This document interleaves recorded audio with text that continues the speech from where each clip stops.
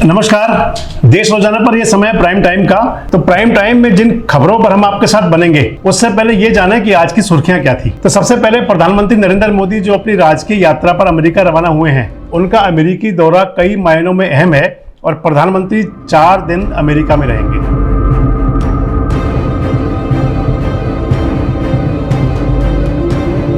और दूसरा ये है कि 2024 के चुनाव को लेकर सभी पार्टियों ने कमर कस ली है। तो ऐसे में भारतीय जनता पार्टी ने अपने सभी सांसदों से उनकी परफॉर्मेंस रिपोर्ट मांगी है।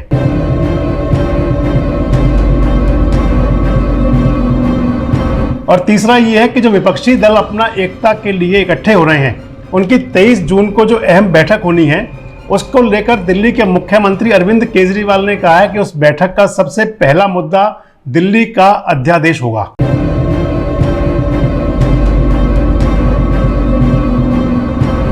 और चौथा मुद्दा पश्चिम बंगाल के पंचायत चुनाव का है, जहां पर कि सुप्रीम कोर्ट ने केंद्रीय सुरक्षा बलों की तैनाती का फैसला किया है।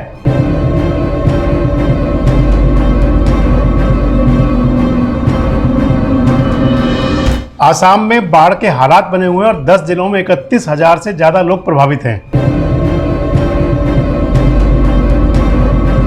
और एक मुख्य खबर यह है कि ओलंपियन सीए भवानी देवी ने इतिहास रचा है। एशियाई तलवारबाजी चैंपियनशिप में उन्होंने भारत की झोली में पहला पदक डाला है। बता दें कि भवानी देवी चेन्नई की रहने वाली हैं। तो अब बढ़ते हैं उन बड़ी खबरों की तरफ जो आज हमारे प्राइम टाइम का हिस्सा हैं, जिन पर कि आपसे चर्चा करेंगे।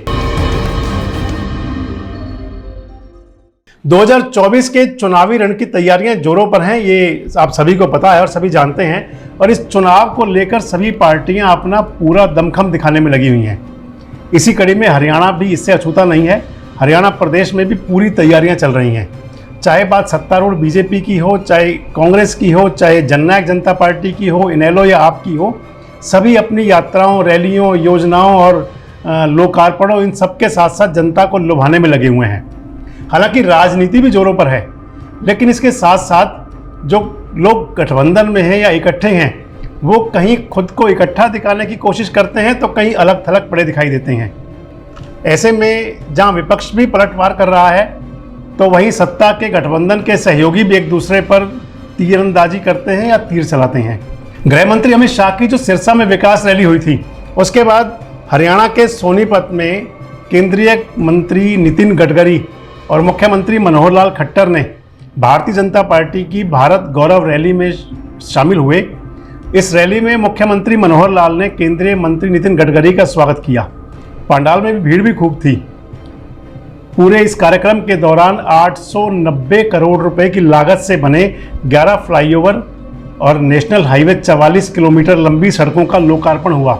यानी कि ये कहना कोई अतिशयोक्ति नहीं है कि हाईवे के जरिए भारत गौरव रैली निकाली जा रही है। अब देखना ये होगा कि क्या इसी हाईवे से 2024 का रास्ता भी तय हो जाएगा। खैर, इस पे आगे चलेंगे। पहले आपसे वो बात करें कि जो हरियाणा की राजनीति को लेकर थी। आज अजय सिंह चौटाला ने ये कहा कि जो गठबंधन हुआ था बीजेपी और जेजेपी के बीच, वो दुष्यंत चौटाला और अमित शाह ने किया था। और जब गठबंधन को तोड़ने की बात आएगी तो भी दुष्यंत चौटाला और अमित शाह ही करेंगे। यानी कि उन्होंने भारतीय जनता पार्टी के जो नेता हैं, दोयम दर्जे वाले स्टेट लेवल के जो नेता हैं या उनके जो कार्यकर्ता हैं, उनको ये संदेश दे दिया कि उनकी गालबजाई से कुछ नहीं होने वाला। तो आपसे हम बात कर रहे थे 2024 की कि 2024 का जो रण जीतना है वो केवल हाईवे से होगा या इन रैलियों से होगा। राजनेता बड़े अच्छे समझते हैं, जानते हैं और इस बात को परखते भी हैं। लेकिन सवाल तब उठता है कि जब लोकतंत्र के इतने बड़े उत्सव में हिंसा होती है। बात इसलिए कि जब भी खासकर बंगाल में चुनाव होता है, और बंगाल में चाहे वो चुनाव लोकसभा का हो, विधानसभा का हो या पंचायत का हो, आखिर हर बार बंगाल जलता क्यों है? ऐसा क्यों होता है? ये बात दुख देने वाली है, ये बात कचोटने वाली है। लेकिन सच ये भी है कि बंगाल में चुनावी हिंसा यहाँ के इतिहास और यहाँ की संस्कृति का जैसा हिस्सा बनती जा रही है। वर्ष 2003 में यहाँ चुनावी हिंसा में 70 लोगों की जान गई थी। तो 2008 में 36 लोग चुनावी हिंसा में अपनी जान गंवा गए। वर्ष 2011 में जब चुनावी हिंसा हुई तो 34 लोगों की जान चली गई। अब बंगाल में चुनाव छोटा हो या बड़ा हो, चुनाव में हिंसा, आग की लपटें, इसके अलावा वहाँ का जो माहौल बन जाता है, उससे ऐसा लगता है कि जैसे ये कोई चुनाव ना होकर कोई जंग हो रही हो। तो इस बार ये सारा मामला सुप्रीम कोर्ट तक पहुंच गया है। हालांकि सुप्रीम कोर्ट में मामला हमेशा जाता है, लेकिन अब की बार सुप्रीम कोर्ट ने इसमें त्वरित एक्शन लिया है और पश्चिम बंगाल में जो 8 जुलाई को पंचायत चुनाव के लिए वोटिंग होनी है, जिसके कि 11 जुलाई को चुनाव परिणाम आएंगे, उन हालात को देखते हुए सुप्रीम कोर्ट ने वहां पर केंद्रीय सुरक्षा बलों की तैनाती का निर्देश दे दिया है। चुनाव के ऐलान के साथ ही पूरे राज्य में हिंसा की शुरुआत हो गई है और सुप्रीम कोर्ट ने अब यह फैसला कर दिया है कि बंगाल के जो चुनाव हैं वो केंद्रीय सुरक्षा बल की देखरेख में कराए जाएंगे। दोस्तों, चुनाव कहीं भी हो, कैसा भी हो, किसी भी प्रकार का हो, लेकिन जो सियासतदान हैं, राजनीतिज्ञ हैं, अपनी सियासत को चमकाने के लिए धर्म को सबसे पहले बीच में लेके आते हैं और बिना धर्म के राजनीति जैसे होती नहीं। तभी तो हमने आपसे कहा था और आपको पहले कई बार बताया कि औरंगजेब का जिन्न जो बाहर आया हुआ है वो फिलहाल अंदर जाता हुआ दिखाई नहीं दे रहा। उद्धव ठाकरे गुट के नेता संजय राउत ने इस सारे मसले को लेकर अब एक यूएन को खत लिखा है। संजय राउत ने संयुक्त राष्ट्र के सेक्रेटरी जनरल को 20 जून को विश्व का गद्दार दिवस घोषित करने की मांग की है। संजय राउत ने कहा है कि इस मांग पत्र पर महाराष्ट्र के लोगों के हस्ताक्षर भी कराए जा रहे हैं और इन मांग पत्र को संयुक्त राष्ट्र को भेजा जाएगा। संजय राउत कहते हैं कि जब हमारी पार्टी सत्ता में आएगी, यानी कि शिवसेना यानी कि उद्धव ठाकरे की पार्टी जब सत्ता में आएगी, तो वो 20 जून को खासकर महाराष्ट्र के अंदर गद्दार दिवस मनाएंगे, क्योंकि ये 20 जून 2022 का ही दिन था जब एकनाथ शिंदे ने उनकी पार्टी यानी कि शिवसेना के 40 विधायकों को तोड़कर अपनी अलग पार्टी बनाई थी, भाजपा के साथ मिल गए थे। और संजय राउत आरोप ये लगाते हैं कि उन विधायकों को 50-50 करोड़ रुपए मिले थे। गौरतलब है कि बीते साल 40 के लगभग विधायकों ने बगावत करके उद्धव ठाकरे के नेतृत्व वाली सरकार को गिरा दिया था। और आपको ये भी बता दें कि 19 जून को शिंदे और उद्धव ठाकरे के गुटों ने अलग अलग शिवसेना का स्थापना दिवस भी मनाया। और ऐसे में अब यूएन के महासचिव एंटोनियो गुटेरेस को संजय राउत का ये खत राजनीति में क्या नया भूचाल लाता है, क्योंकि जब ये इस प्रकार के पत्राचार होते हैं तो मान लिया जाए कि चर्चा अंतर्राष्ट्रीय बन जाती है। और खासकर जब मुंबई, जो कि देश की आर्थिक राजधानी है, वहाँ इस प्रकार की उथल पुथल होगी तो चर्चा दूर तक जाएगी। अब लेकिन भले ही संजय राउत हमारे देश के मुद्दे को यूएन में ले जा रहे हों, जिससे देश की किरकिरी होनी लाजमी है, लेकिन प्रधानमंत्री नरेंद्र मोदी 7 समुंदर पार देश में भारत की छवि को चमका रहे हैं।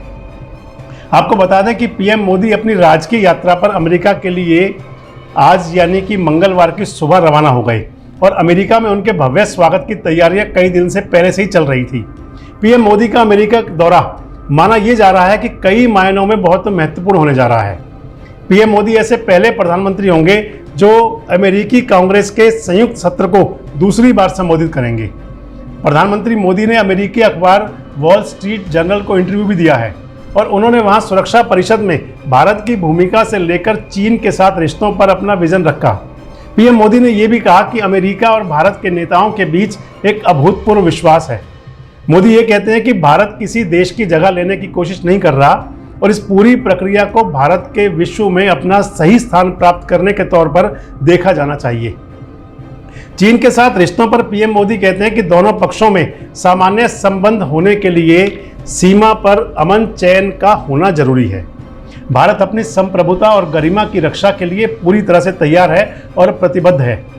जैसा मेरा देश है वैसा ही दुनिया के सामने हम पेश करते हैं, ये कहते हैं मोदी। लेकिन लगता है कि ड्रैगन यानी कि चाइना को मोदी जी की ये भाषा समझ नहीं आ रही। तभी तो उनके अमेरिकी दौरे से चीन को मिर्ची लगी हुई है। चीन का कहना है कि अमेरिका भारत के साथ साझेदारी का लाभ खुद को मजबूत करके उठाना चाहता है। ये चीन के नेता कह रहे हैं कि दुनिया के मंच पर चीन की ग्रोथ को रोकना चाहता है भारत, तो ये बहुत बड़ी बात है। और ऐसे में प्रधानमंत्री मोदी की अमेरिका यात्रा पर चीन के अखबार ग्लोबल टाइम्स में एक आर्टिकल छपा है। उस आर्टिकल में लिखा है कि भारत को ढाल के तौर पर अमेरिका इस्तेमाल कर रहा है।